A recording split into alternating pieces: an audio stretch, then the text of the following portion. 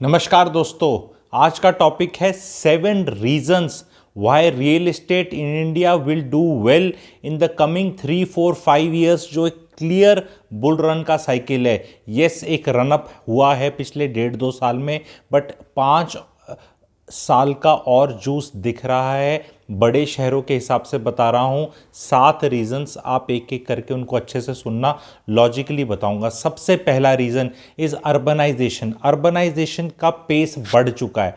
आप जो भी गांव से रिलेशन रखते हैं या छोटे शहरों से रखते हैं, अपने इमीडिएट सर्कल में जाके चेक करें कि बच्चे वहीं पे हैं, अगली जनरेशन, या आ रही है बड़े शहरों में। नौकरियां बड़े शहरों में ही हैं।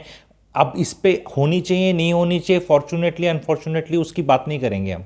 किसान की बात नहीं करेंगे हम कि अब नहीं तो वहाँ चला जाएगा। जो हो रहा है उसकी बात कर रहे हैं। एग्रीकल्चर से इतना जूस नहीं निकल रहा है, नेक्स्ट जनरेशन नहीं कर रही है एग्रीकल्चर। अर्बनाइजेशन बहुत तेज़ी से है। नौकरियाँ बहुत छोटे कस्बों वगैरह में नहीं हैं, सरकारी नौकरियों के अलावा, और वो बहुत कम हैं। दूसरी चीज़, सबसे इंपॉर्टेंट रीज़न इज़ द शादी मार्केट। शादी मार्केट को मैं 3 पार्ट में डिवाइड करूँगा।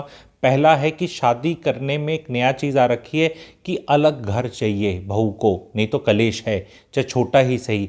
पहले क्या होता था, अगर बेटा बहू सेम शहर में रहते हैं तो सास ससुर के साथ ही रहते थे, कि पापा मम्मी हैं सेम शहर में, मान लो गुड़गांव में रह रहे हैं, दिल्ली में रह रहे हैं, बेंगलोर में, पुणे में। तो अब वो कल्चर हो गया कि सेम शहर में भी अलग घर। अगर तो मान लो किसी और शहर में नौकरी करते हैं तो अलग घर होना ही होना पड़ेगा। लेकिन अब ये एक नया फिनोमेना आ चुका है, रियलाइज हो रहा है, लोगों को समझ में आ रही है बात।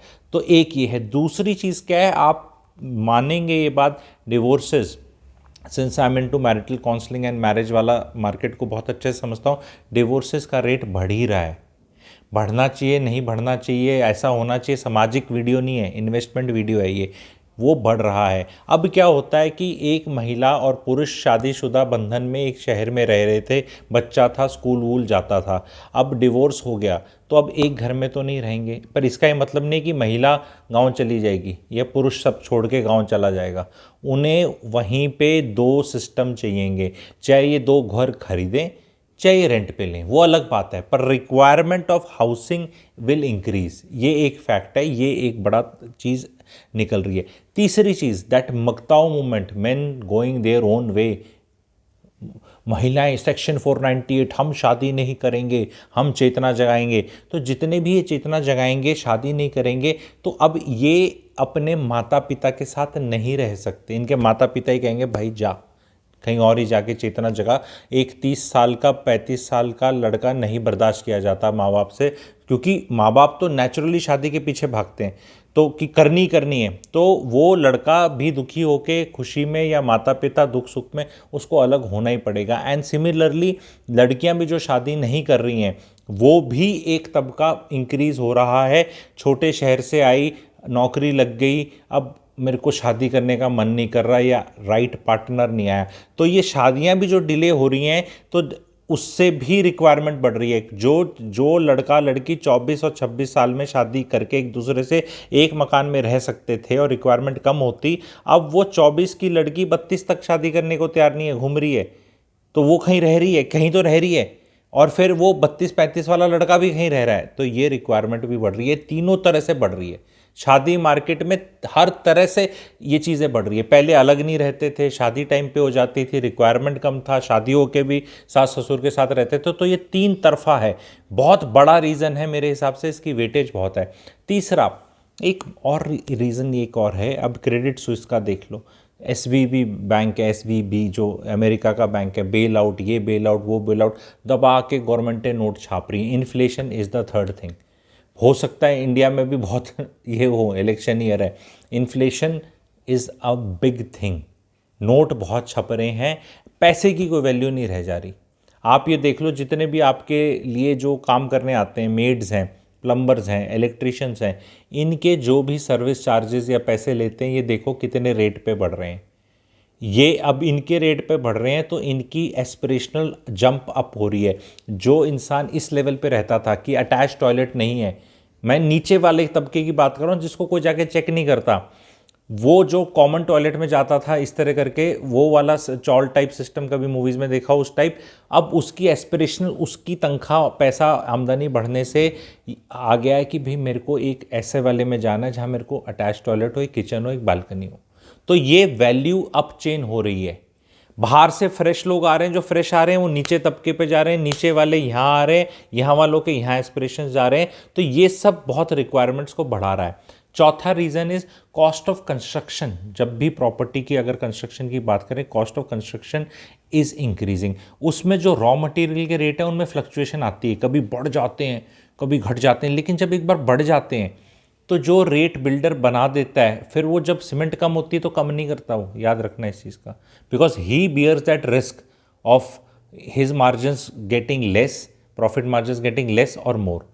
तो कहता है भैया जब नीचे जा रहा है तो नीचे जा रहा है, लेकिन बढ़ गया तो वो रेट सब उसके यूज टू हो जाते हैं और हल्ला मच जाता है, सीमेंट बढ़ गई, सरिया बढ़ गया, कॉपर वायर के रेट बढ़ गए। एंड जस्ट गूगल करो, कॉपर का पिछले 2-3 साल में जो कॉपर वायर हम डलती है ना इलेक्ट्रिसिटी की, उसमें 2 से 3 गुना का इजाफा है। कई चीज़ें तो हम तो सीमेंट और लोहे में अटक के रह जाते हैं, बाकी चीज़ें जो बनती हैं।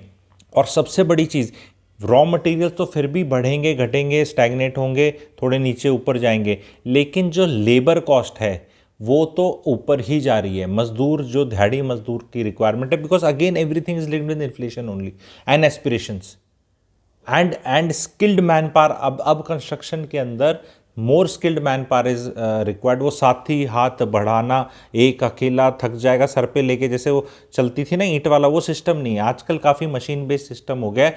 तो उनका सब कुछ वैल्यू चेन में अप एंड महंगा होता जा रहा है। पांचवा रीज़न, कोविड चला गया है, ठीक है, लेकिन लर्निंग्स बहुत छोड़ गया है। एंड उस लर्निंग्स में एक लर्निंग सबसे बड़ी ये है कि उस ऐसे टाइम में 2 ही चीज़ें काम आई, अपनी खुद की फैमिली और अपना खुद का घर। ये लोगों को रियलाइजेशन बहुत तगड़ा हुआ है। तो फैमिली से प्रेशर है और मिलीनियल्स के खुद भी चक्षु जाग गए हैं और उनकी बीवी भी सीधे बोलती है होली तेरी भतेरी, एस आई पी ने चाटेंगे।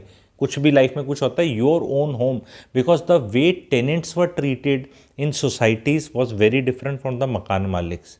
बहुत ऐसे थे कि जो हुआ वो बाहर की बाहर ही किसी रूम में बाहर चला गया, टूथब्रश टूथपेस्ट और कुछ दे नहीं पाए उसकी बीवी, और टेनेंट्स के साथ अलग बिहेवियर हुआ है बहुत लोग। एंड ये देखो होता क्या है ना, जो इंसान गरीब है उसके साथ नाइंसाफ़ी होती है, जो कि गलत है, नहीं होनी चाहिए किसी के साथ, पर वो समाज और वो गरीब इंसान खुद एक्सेप्ट कर लेता है कि भाई तू तो गरीब है। लेकिन जब अमीर के साथ होती है ना, पैसे वाले के साथ होती है, तो अगला अलग प्रॉब्लम होती है। देखो मैं क्लासिस्ट नहीं बना रहा, सच्चाई बता रहा हूँ। जो 60-60, 70-80 लाख के पैकेज वाले थे और वो टेनेंट्स थे और बढ़िया सोसाइटीज़ में रहते थे, जहाँ मेंटेनेंस ही 7-7, 8-8 हज़ार रुपये जाता है, ठीक है, महीने का, वहाँ भी they suffered from prejudice of being a tenant और a landlord. It is happened in the big towns. आप बताओ, डिड यू सफ़र या did you make somebody suffer, या you went through this emotions? ठीक है, कि that time it was like कि if I was owning the house. तो that is another thing. छठा रीज़न जो बढ़ने का बहुत है, which was not there in last 30 years, 25 years पहले नहीं होता था, that is the product variety in product and project variety and the price points in the real estate अब इतने ज़्यादा हो गए। It has become like car अगर आप स्टार्ट करते हो ना 3-3.5 लाख से, एल्टो से स्टार्ट करते हो, हर 50,000 और 1 लाख रुपए बढ़ने में एक कार बढ़ती रहती, मॉडल आता रहता है। आप 3 लाख 3.5 लाख की खरीदो, 4 की, 4.5, 5, 5.5 है, and you will have something coming in that just. तो वैरायटी बहुत ज़्यादा हो जाती है। तो रियल एस्टेट में पहले क्या था, जैसे छोटे शहरों में तो आज भी ज़्यादा चॉइस नहीं है, प्लॉट है भाई, प्लॉट, तो प्लॉट का तो एक ही प्रोडक्ट है, एक ही रेट है। पर जैसे ही फ्लोर्स आए तो फ्लोरों के रेट अलग आ जाते हैं, मार्जिन लग जाते हैं, वो 3-4 मंजिल बन जाते हैं, उनके अलग अलग बिक जाते हैं। तो वो पर आपको समझना है, वो पर जो फ्लोर होता है उसमें रेट्स ज़्यादा हो जाते हैं, बढ़ाए जा सकते हैं। What I am trying to say, जब मेरे पास प्रोडक्ट्स बहुत ज़्यादा आ जाते हैं तो मैं धीरे धीरे प्राइसिंग को बढ़ा सकता हूँ। जब प्रोडक्ट ही 1 या 2 हो, जब किसी दुकान पे जस्ट इमेजिन करो 50 मिठाइयाँ हैं अलग अलग उसके प्राइस पॉइंट्स पे, तो उसमें रेट्स को बढ़ाया जा सकता है इजीली, थोड़ा थोड़ा करके। जहाँ प्रोडक्ट ही 2 हों तो वहाँ पता चल जाएगा कि यार ये तो इतना था, ये इतना था, बिकॉज ग्राहक 50 चीज़ को हैंडल नहीं कर सकता। जब मेरे पास प्रोडक्ट्स ज़्यादा आ जाते हैं जैसे रियल एस्टेट में, तो मैं फिर उनको डेंसिटी बढ़ा देता हूँ, पता नहीं चलता। डेंसिटी का मतलब क्या है कि भी 2 रुपये का मतलब आप ये देखो ना, कोई 2 मीटर का है, उसमें रुमाल निकालने हैं, बड़े रुमाल निकालने हैं, छोटे निकालने हैं, तो नंबर ऑफ अगर मैं रुमाल छोटा साइज़ का निकालता हूँ, साइज़ छोटा निकालता हूँ तो ज़्यादा रुमाल निकाल सकता हूँ। तो मैं उसमें रेट्स पे खेल सकता हूँ। फॉर एग्जांपल कि मैं सेम 1 करोड़ की फ्लैट रखते हुए 10 एकड़ के अंदर से मैंने मान लो 500 फ्लैट निकाले तो 50 डेंसिटी थी। अब ये मैं 1000 फ्लैट निकाल दूँ तो डेंसिटी 100 हो गई। तो अब 50 वाले का जो डेंसिटी वाले का रेट मान लो 1 करोड़ है और 100 वाले का भी रेट 1 करोड़ है, तो ग्राहक के लिए तो सेम चीज़ है। बट क्या सेम चीज़ है ये? Over a period of last 1-2 years, all state governments all of this big 7-10 towns, 15 cities in India जो नॉर्मली कवर किए जाते हैं, क्योंकि रियल एस्टेट को मैक्सिमम यही ऊपर लेके जाते हैं, इसमें गवर्नमेंट ने एफएआर बढ़ा दिया है। एफएआर आप सब समझते हैं, फ्लोर एरिया रेशो, जहाँ जैसे हरियाणा में भी जहाँ 1.75 होता था, हरियाणा का गुड़गांव का एग्जांपल लेके बताता हूँ, जहाँ 1.75 होता था और 3.5 4.55 कर दिया है मिक्स्ड यूज़ में। और जो आपके जो ट्रांजिट कॉरिडोर्स हैं, जहाँ मेन रोड जा रही है, जैसे द्वारका एक्सप्रेस वे, कोई भी चीज़ है, तो जो रोड्स हैं मेन, उनके अगर विद इन 500 मीटर डिस्टेंस है या इतने डिस्टेंस है तो उसमें एफएआर और बढ़ा दिया है। अब ये एफएआर बढ़ाने से रेट बढ़ गया है by being same also. I hope आपके दिमाग की दही नहीं हो रही है कि भाई अगर मैं चीज़ का साइज छोटा कर रहा हूँ या डेंसिटी बढ़ा रहा हूँ तो रेट बढ़ रहा है। रेट सेम होते हुए भी बढ़ रहा है, ये समझ में आ रहा है? यही मार्केटिंग है। ऊपर से फिर इतने प्रोजेक्ट्स में और इतने प्रोडक्ट्स में पेमेंट प्लान की और दिमाग की दही कर दो तो समझना ग्राहक के लिए मुश्किल ही हो जाता है कि क्या चीज़ है। ग्राहक क्या करता है, अच्छा ये वाला तो 1.25 करोड़ का मिल रहा है, 4 साल में पैसा जाएगा, ये वाला तो मुझे रेडी टू मूव इन तो 1.1 में मिल रहा है, मैं तो ये ले रहा हूँ 15 लाख सस्ता। अरे भैया ये 1.1 वाला महंगा है, 15 लाख रुपए ज़्यादा दे के तुम्हें पेमेंट 4 साल में मिल रही है, एमिनिटी ज़्यादा मिल रही है, टाइप ऑफ कंस्ट्रक्शन बेटर मिल रही है, तामझाम बेटर मिल रहा है। तो आज के दिन मार्केट में एक्चुअली डिफ़िकल्ट हो गया है। इस चीज़ों को अच्छे से मैं समझाता हूँ अपने वेबिनार्स के तहत। नीचे कमेंट सेक्शन में आपको इन्फो ग्रुप मिल जाएगा। अगर आप उस तरह के वेबिनार्स में पार्टिसिपेट करना चाहते हैं तो प्लीज़ ज्वाइन दैट लिंक। 7वां आखिरी पॉइंट इसके बाद आ रहा है, तो डिस्क्रिप्शन में भी मिल जाएगा लिंक, डिस्क्रिप्शन में चले जाओ, ये कमेंट सेक्शन के टॉप में। तो अगर आप ऑलरेडी ज्वाइंट नहीं हैं, ज्वाइंट हैं किसी इन्फो ग्रुप में, तो you need not do this activity, ठीक है। पर पहली बार अगर सुन रहे हैं और ये सब चीज़ें समझना चाहते हैं रियल टाइम बेसिस में, रियल टाइम प्रोजेक्ट्स में, तो कृपया करके प्लीज़ ज्वाइन करें। आखिरी पॉइंट, 2 पॉइंट हैं। आखिरी इज़ कंसर्न्ड विद रेंट्स तो इसमें आखिरी पॉइंट बहुत इंपॉर्टेंट है। एंड ये मैं 5 साल का रनवे बता रहा हूँ, मैं कोई नहीं बता रहा 6 महीने का। लोग आके देखो, फाइनेंशियल इन्फ्लुएंसर जब रियल एस्टेट की बात करने लग जाए तो वो भी एक बहुत बड़ा हिंट है, समझ गए रियल एस्टेट के बारे में। वो थक गए म्यूचुअल फंड बोल के, थक गए भाई। म्यूचुअल फंड करके कोई अमीर ना बनता। 5,000 10,000 की नहीं, 30 साल अगर आप करोगे तो फिर कॉफ़ी आएगी शायद, उसमें इन्फ्लेशन भी डाल लो। और बीच में भी तो म्यूचुअल फंड की एसआईपी दिखा के ना कोई शादी करता, ना कोई लड़की अट्रैक्ट होती, ना बाबा शांत होते, ना शरीर खराब हो जाए, कुछ हो जाए तो कोई लीवरेज आपके पास कि आपके पास घर है। 2 ही सबसे बड़े खर्चे हैं जीवन के किसी भी मिडिल क्लास के, रेंट एंड बच्चों की स्कूल की फ़ीस। उसके बाद ये मोबाइल का खर्चा और इंटरनेट का खर्चा और कपड़े और पेट्रोल और ये मेड, ये सब बाद में आता है। अगर आप अपने टिकट, अगर आप अपना वो देखो ना, अपना वो वाला, तो इसमें नई जनरेशन क्या कर रही है, घर खरीदेंगे नहीं और बच्चे करेंगे नहीं। तो बच्चे करेंगे नहीं, शादी करेंगे नहीं, तो वो तो सब तामझाम हट गया। तब भी रहना तो पड़ेगा ना। तो घर तो तुम शादी से भाग सकते हो, और जितनी नेक्स्ट जनरेशन शादी से, क्योंकि कई लोग मुझे कह रहे थे, मेरे को एक्यूज़ कर रहे थे कि तुम तो मैरिटल काउंसलर हो, तुम तो ये हो, तुम तो चाहते ही वो लोग शादी करें, नहीं तो तुम्हारा धंधा ख़त्म हो जाएगा। भाई हमने 10-15 धंधे कर रखे हैं, शादी करो तो भी कमाएंगे, नहीं करो तो भी कमाएंगे, काम ही अलग कर रखा है ना। मैं तो बताता हूँ, चिट भी मेरी, पट भी मेरा, आड़ा भी पिताजी का, ठीक है। तो this is how you can do.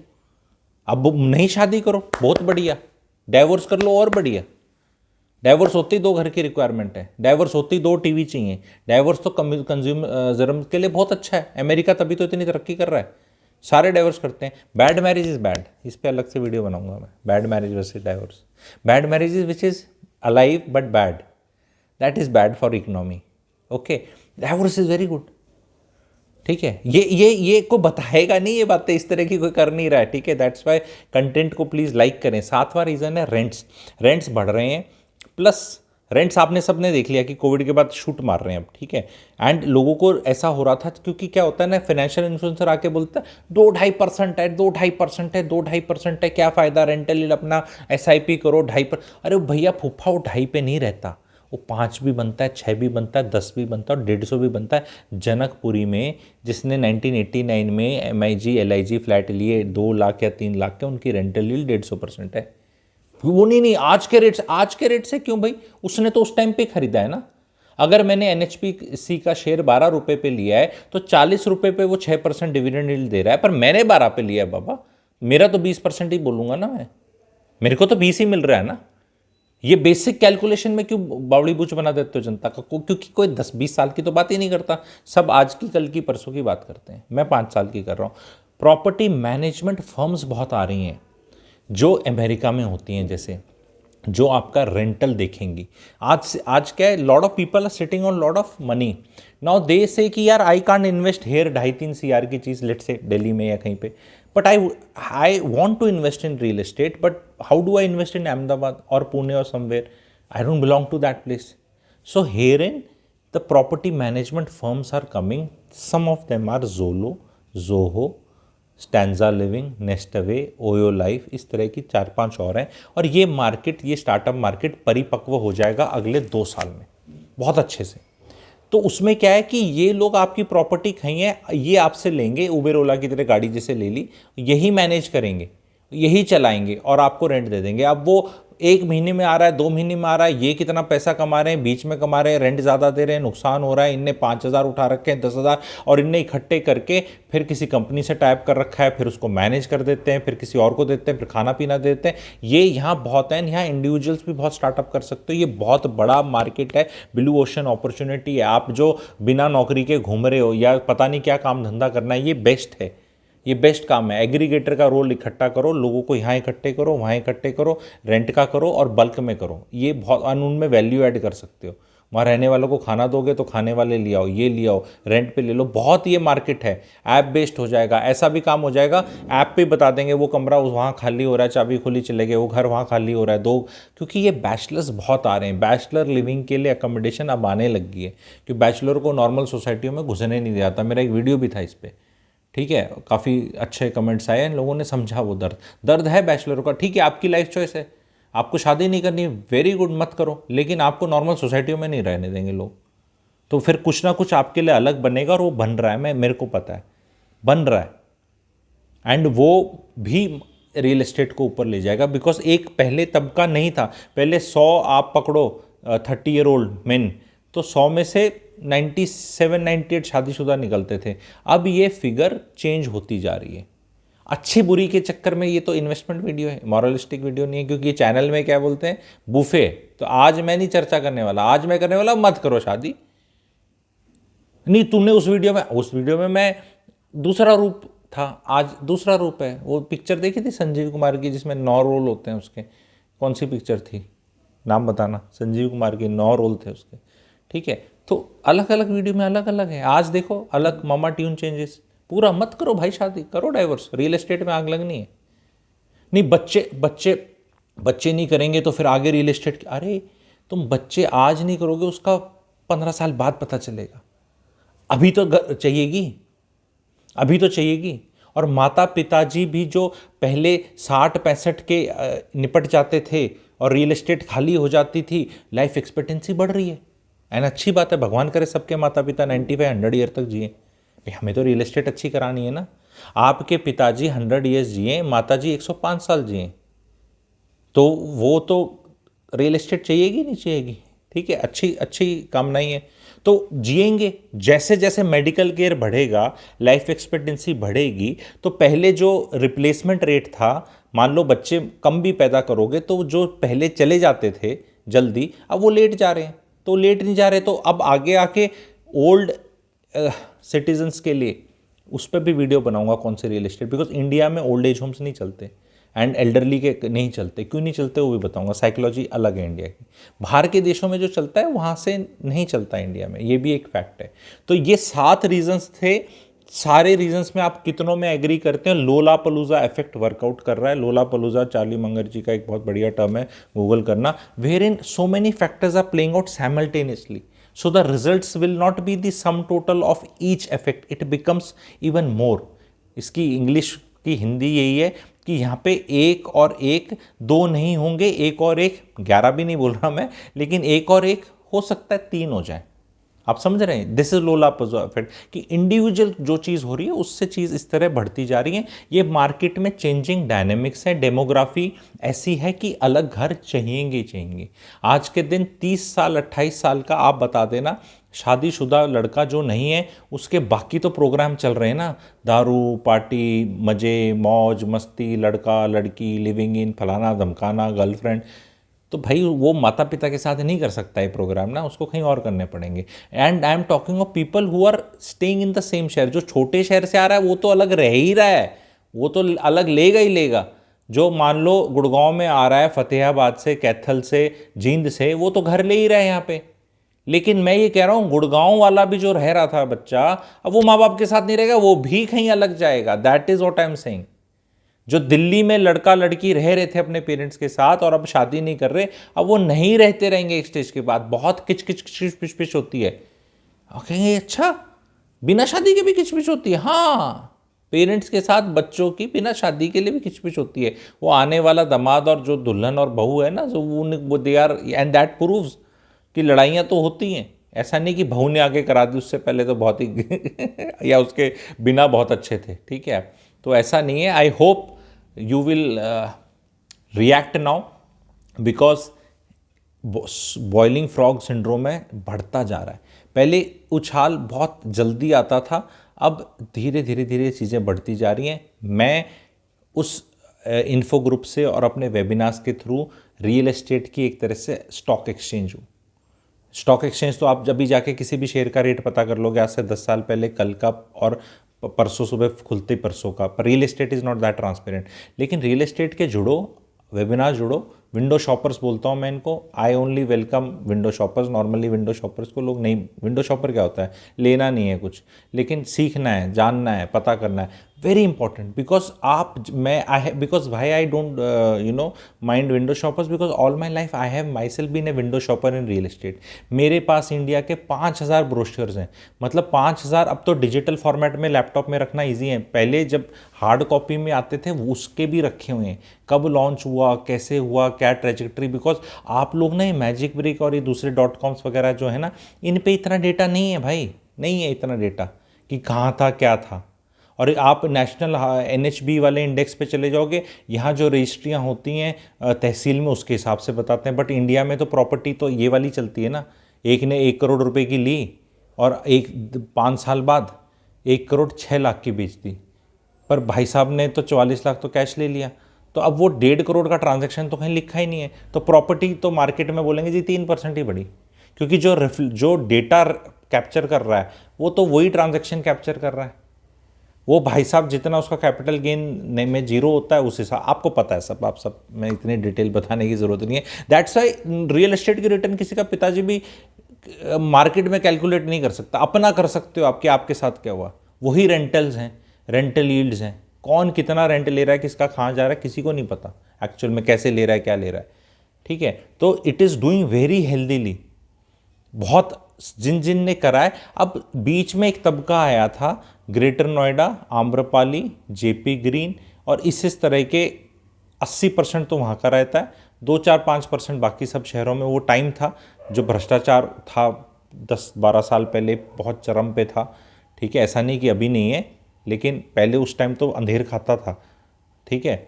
चौपट नगरी और वो ऐसा वाला काम था। उस टाइम पे जो बिल्डर्स थे, रेरा नहीं था, कोई नकेल नहीं थी, कोई रूल रेगुलेशन कुछ नहीं था। वो वाला एक जनरेशन है इन्वेस्टर्स की जो बिल्कुल ही बर्बाद हो गए, जिनको मिला ही नहीं। अब नई जनरेशन आ रही है जिनने फ्रेश लेना है, एंड अब लिस्टेड प्लेयर्स हैं, अब कायदे कानून हैं, और अब क्या है, माल बिक रहा है। डिफ़ॉल्टर, कोई बिल्डर आज के दिन अपनी पहली नियत नहीं होती डिफ़ॉल्ट करके जेल जाने की और बदनामी की। सब नॉर्मल बिजनेस करना चाहते हैं, उसके बाद वो होता ही नहीं, माल ही नहीं बिकता, रेट ही ऐसे हैं, फिर वो सब डूब जाता है, फिर उसकी नीयत ख़राब हो जाती है, फिर लोन लिया होता है।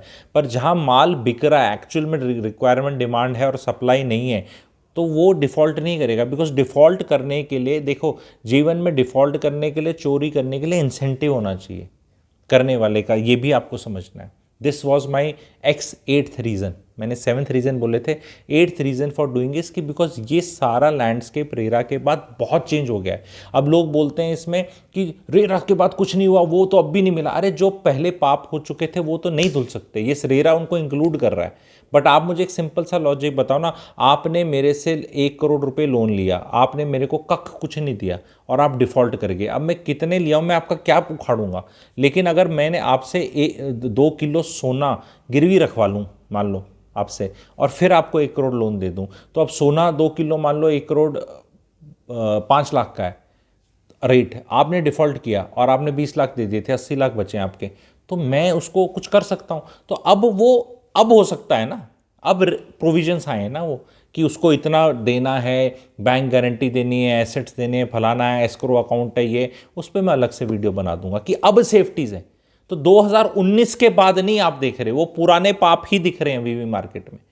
आज भी 2014 का, 11 का, 12 का, 13 का, 15 का, 16 का वही वाले आपको सुनने में मिल रहे हैं। उसके बाद नहीं हो रहे, क्योंकि चेक्स बैलेंसेस बहुत बढ़ गए, बहुत हो गए।